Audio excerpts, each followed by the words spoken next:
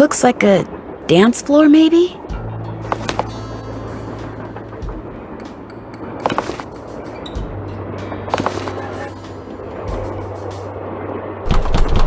Locked, naturally. Wonder how you open it.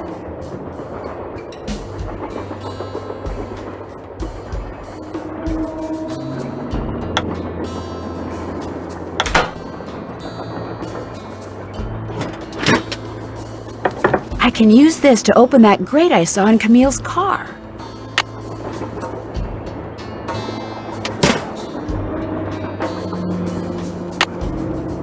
The 3rd of November, 1901, from somewhere in Colorado. Dear Ruth, I know that we've never met, but now that your father, my estranged brother, is gone, you are my only living relative. I am writing to you to tell you about my mind before I, too, depart this earth, and its location is lost forever. I cannot tell you outright where it is, lest this epistle fall into the wrong hands, but with the information which follows, and with my train, which shall be yours upon my death, I promise that you'll be able to find it. First, you will need a map.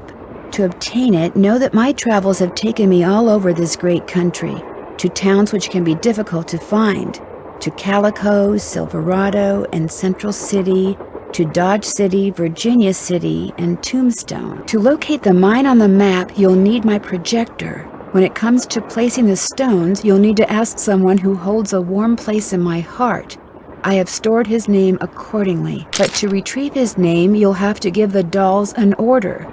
This will require looking inside Camille's dancing shoes for the name of their maker, and wearing the shoes as you perform her favorite step on the dance floor. As for my beloved Camille, she has 4 words for you, words which, when translated into numbers and used in combination, will help power my projector. But alas, she's taken them with her to her grave. So go to Copper Gorge, Colorado, and pay your respects, and let some of her goodness rub off on you. I promised Camille that this train would always be her home. In return, she promised to never leave, and indeed she never has. People say I'm crazy, but I've seen her, and heard her, and feel her presence on the train even today, 20 years after her untimely death.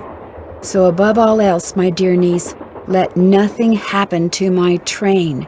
It holds wonderful things. Kindest regards, Jake Hurley.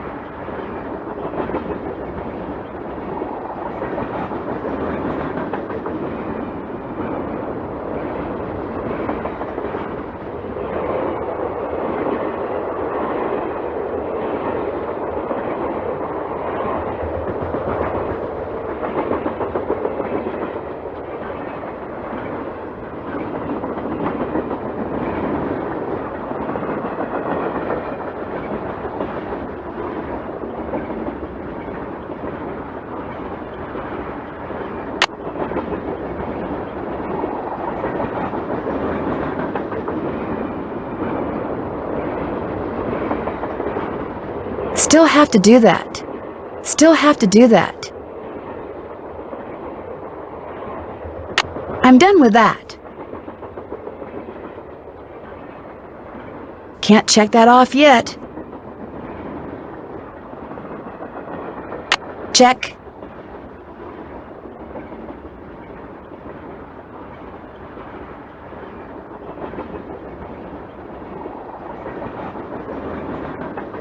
I wonder if this has something to do with that list of cities Jake mentioned in his letter to Ruth.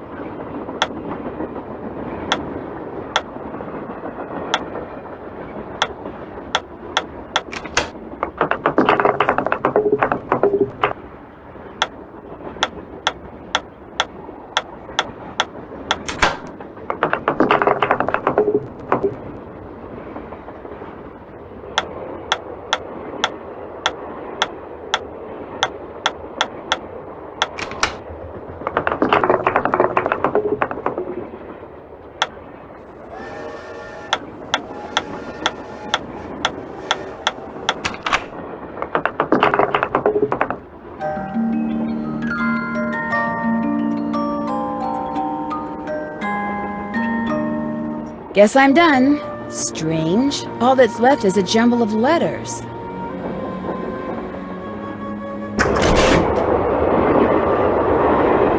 That must be the projector Jake mentioned in his letter to Ruth.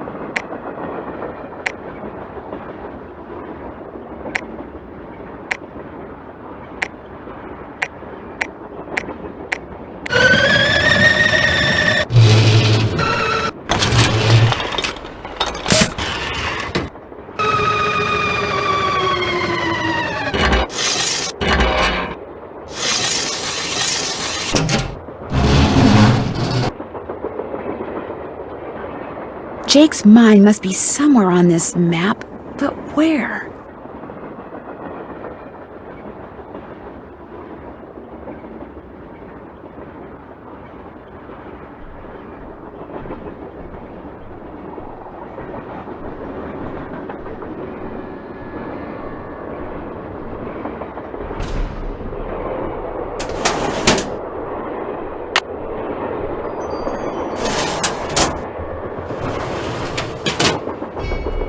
Silver. What do all those colors have to do with silver?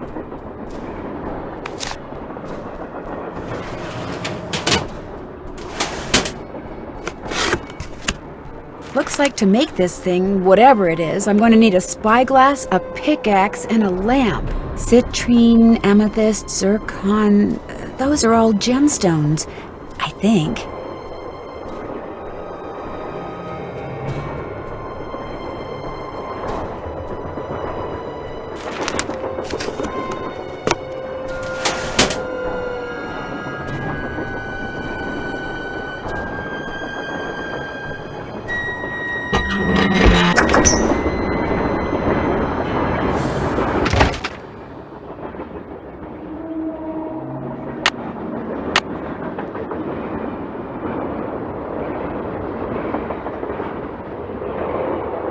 Finish that.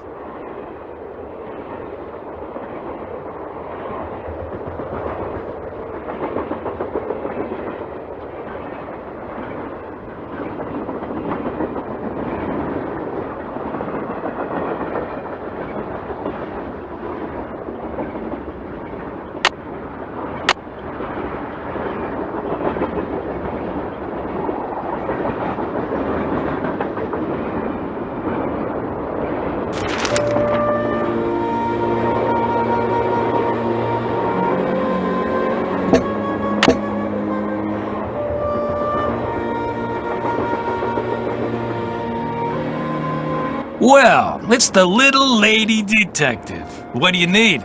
I found Lori. She was hiding in the caboose. Oh, yeah? She disappeared because she wanted to see who'd find her first, which is why she left that clue behind. That slug? I mean, I knew that slug was a clue. That's why I gave it to you. I mean, I could have found Lori no sweat, but I thought, hey, why not give somebody else a shot? And you came through. Nice job. Thank you. But look, from now on, if you come across anything that may have something to do with Jake Hurley and his mind, let me know, okay?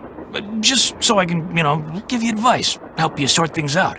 After all, the opportunity to work side by side with a world-famous police detective doesn't come along every day, How did you and Lori meet? We met at a party in New York. Nice girl. Not a lot upstairs, but nice girl. She seems to have a thing for your eyes. Yeah, she always told me they were... I mean, she told me once that she thought they were very, brown. What do you think happened to Jake Hurley? He probably died trying to work that mine of his all by himself. But I'll let you in on a secret. I'm onto something that could crack this case wide open. You know where the mine is? Sorry, can't go into detail. Let's just say that thanks to yours truly, what happened to Jake Hurley won't be a mystery much longer. It's been great talking to you. Not a problem.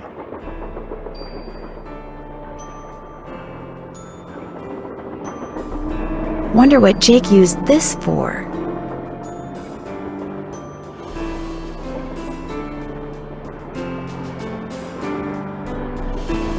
That could be one of the gems I need. Maybe Tina will let me take a closer look. What's going on? Do you think I could take a closer look at that cougar statue? What, that cigar clipper? Go ahead, take a look.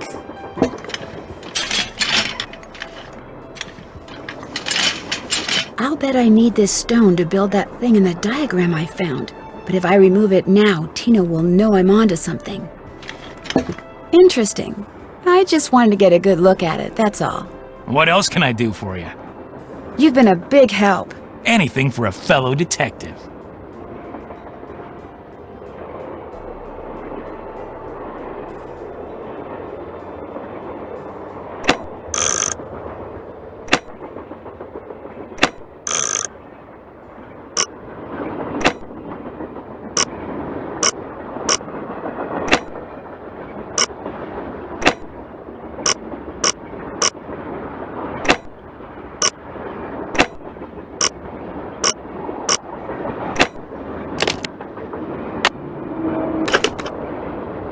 Wilson carbide and acetylene works.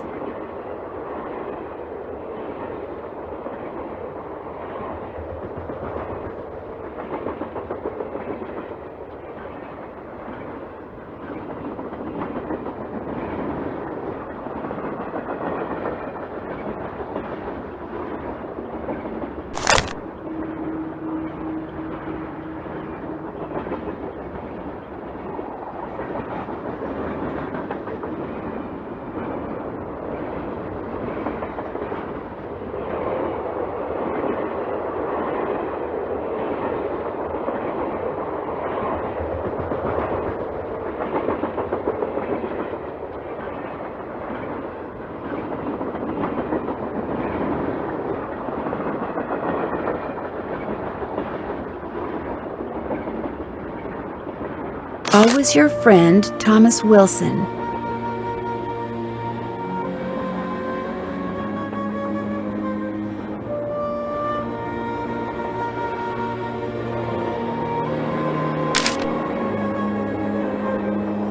looks like a pattern for some kind of dance step. Maybe I'd better keep this.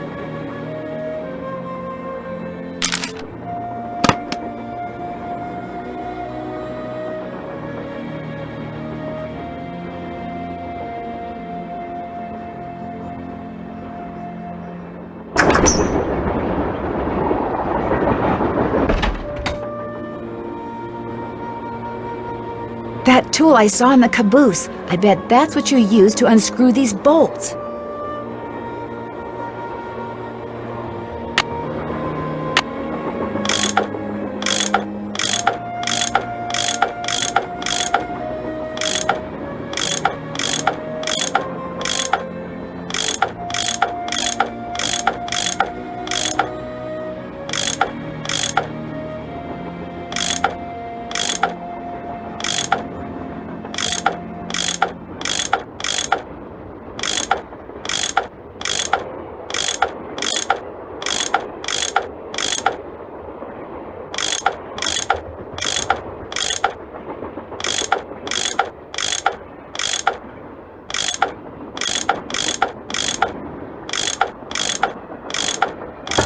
More pipes to connect.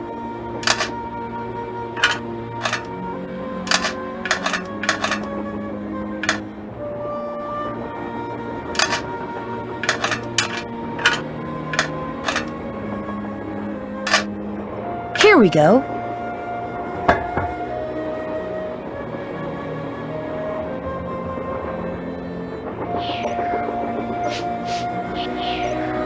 What's up? I found Lori safe and sound in the caboose, so I guess those vibes you got about her being in serious trouble were wrong.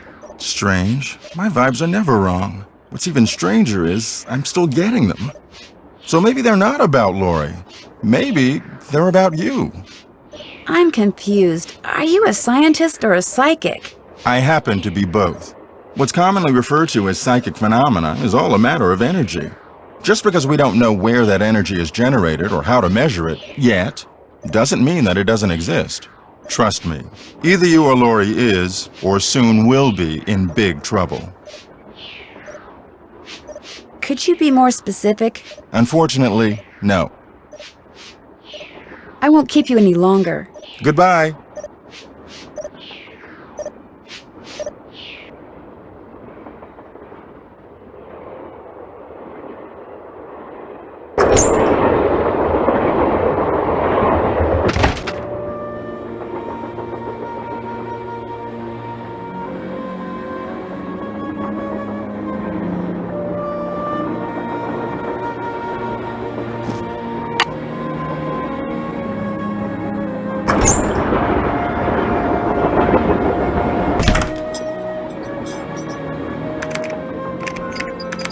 Yes? What are you working on? I'm writing my next book. I'm on a deadline, so until I write those two most wonderful of all three-letter words, the end, everywhere I go, my laptop goes, and every chance I get, I write. I found Lori. She's in the caboose. You were right. She disappeared because she wanted to see which of us would find her first. And you won. Congratulations.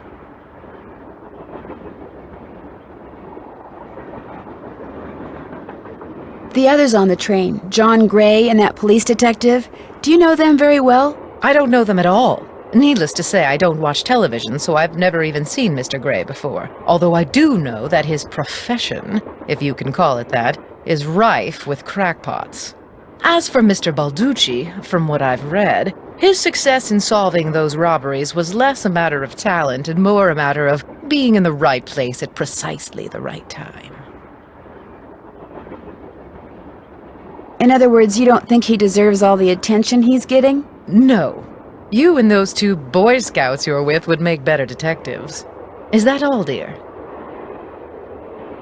What else do you know about Jake Hurley? You know, the man who originally owned this train? Wealthy, imaginative, adventurous, stubborn, egocentric, and most importantly, he was smitten at the age of 35 by a young French woman named Camille Voulet, who died about a year after they were married.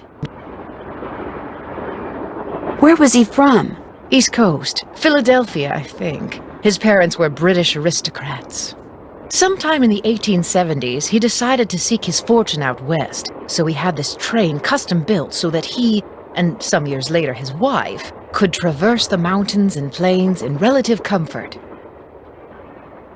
So he went west and became a miner? All anyone knows for sure is that years after Camille's death, he showed up in Denver with a pouch full of gold nuggets and semi-precious stones, which he used to purchase mining supplies. He refused to say how he'd come by them, which of course led to speculation that he had found a fantastically rich vein somewhere, although to this day, its existence remains unsubstantiated and its location quite unknown. Did you know that Lori wants to be a romance novelist? Doesn't everyone? Do you think she could do it? No. Could we please talk about something a little more pleasant? Well, I'll let you go. All right then. Nancy, what's with the Cheshire Cat grin? You found Lori. Yep, she's holed up in the caboose, and as a reward for finding her, she let me have this. It's a letter from Jake to his niece in which he leaves clues telling her how to find his mine. Only the clues are extremely obtuse. You found Lori, you got the letter with all the clues.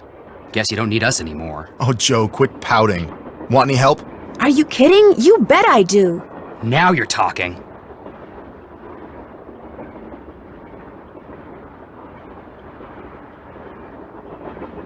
It stands to reason that the only person other than Jake who had to have known the location of Jake's mine was the engineer on Jake's train. Very true. Not necessarily. Jake might not have told him the exact location. Maybe he just had him drop him off somewhere nearby. Well, still, we'd be way ahead of the game if we knew where that drop-off point was.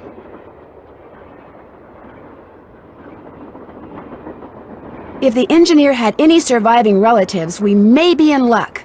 The guy died more than 100 years ago. How are we supposed to find out his name? Maybe Charlena What's-Her-Face could tell us how to go about it. Good idea, Frank. I'll ask her. Balducci wants me to share everything I find out about Jake Hurley with him. I'll bet he does. He just doesn't want you to show him up again. Yeah, he wants you to do all the legwork so at the last minute, bam, he can swoop in and grab all the credit. I wouldn't tell him a thing, Nance. Unless it's to get lost. I found a diagram for some kind of contraption that Jake designed, but to operate it you need his pickaxe and some kind of lamp or lantern, which it looks like he gave to somebody named Buell. Buell? Joe, show her! Show her what? That old picture we found! Okay. We found this on the bookshelf. You see? Buell's Supplies and Pawn Shop. That's gotta be the same Buell Jake gave his axe and lantern to. Yeah, 100 years ago. And the guy was a pawnbroker, Frank. The stuff's probably long gone. Or maybe it's still somewhere in Copper Gorge. Well, that's where we're headed, so let's just hope for the best. Right. See you in a bit. Sounds good.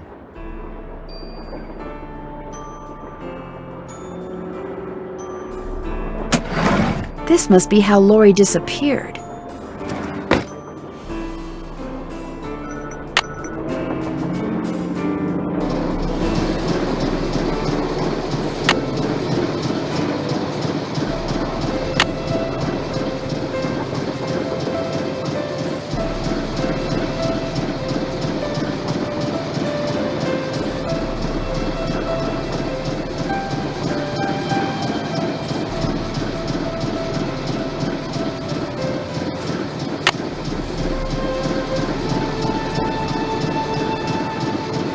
Haven't done that yet. Finish that.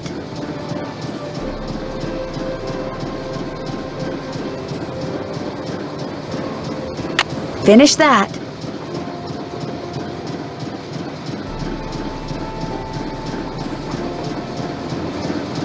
I'm done with that.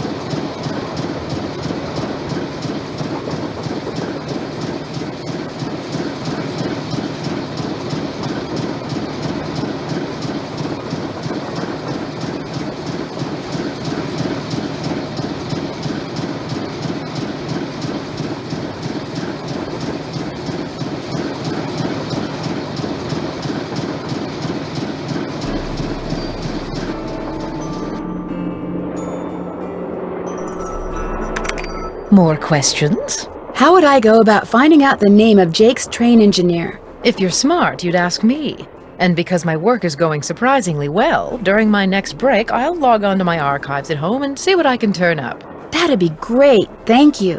Whoever invented the cellular modem, that's whom you should thank, dear. Well, I'll let you go. That would be nice.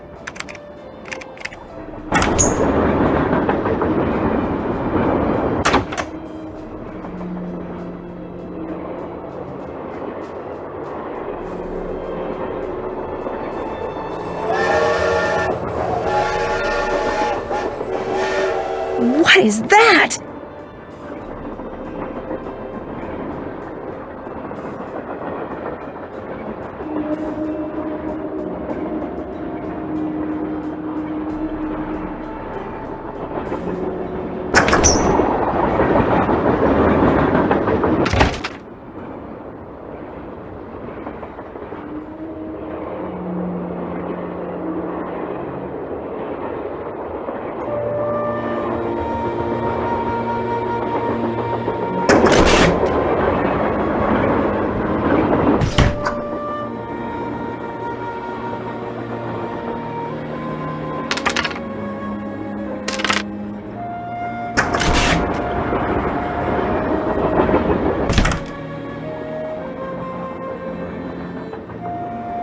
This is where Jake's pickaxe goes.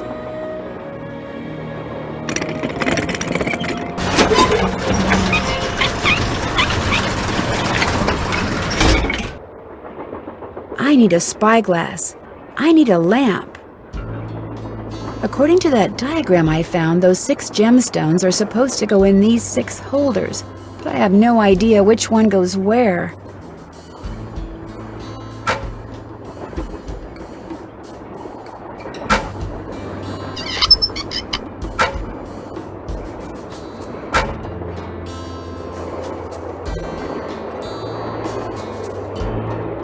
Whoa!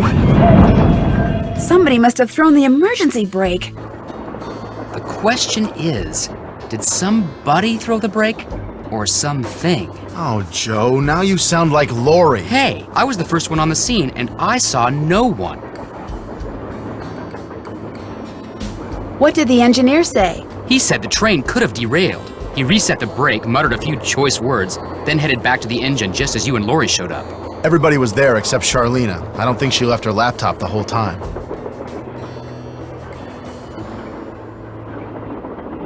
Do you think she could have thrown the brake and snuck back to her laptop without your seeing her? Not likely, but possible, I guess. The question is, why? What did she or anybody else stand to gain by stopping the train? Answer?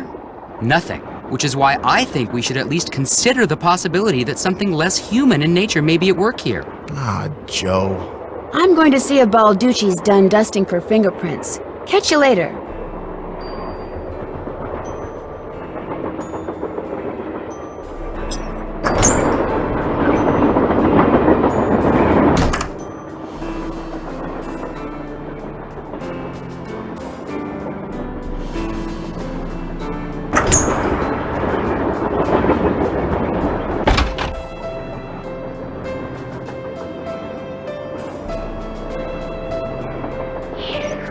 What's up?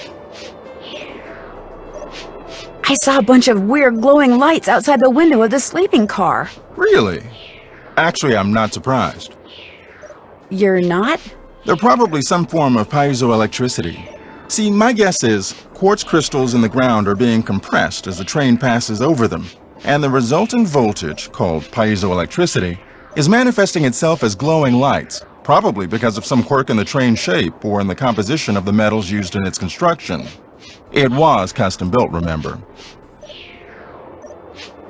So it's a natural phenomenon, not a ghostly one?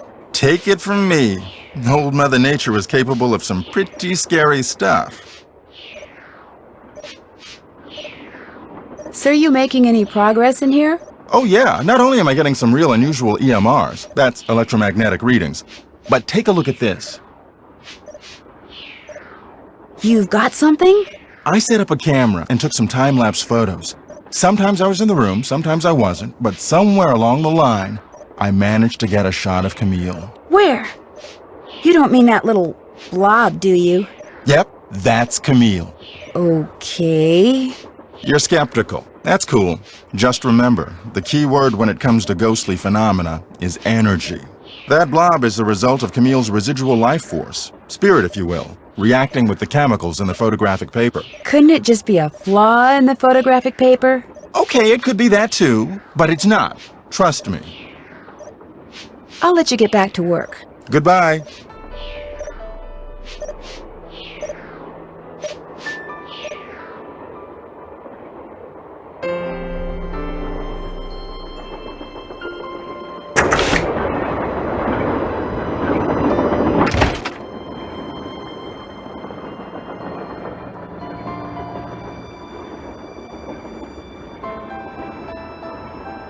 Glad you dropped in. Lori told me she'd given you a letter from Jake Hurley that says how to find his mine. That's right. You can read it if you want. Lori should have given that to me. I mean, I'm the trained professional around here. Let me take a look.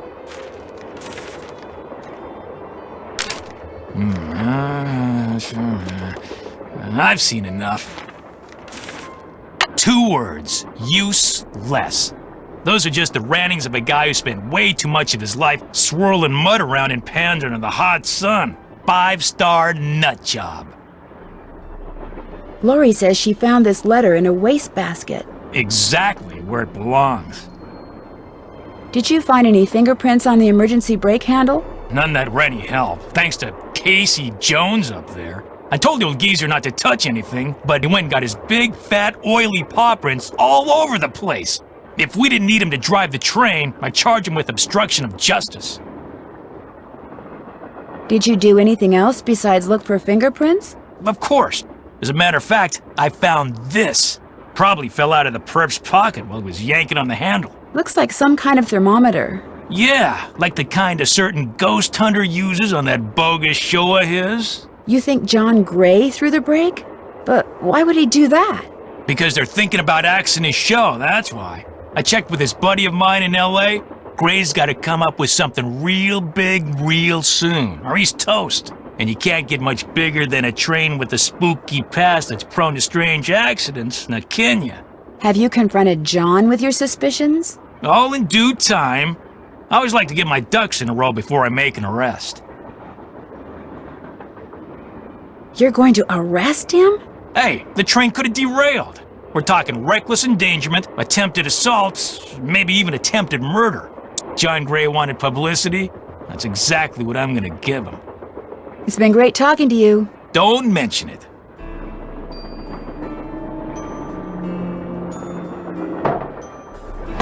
Carbide. Just what I need to make that lamp I found work.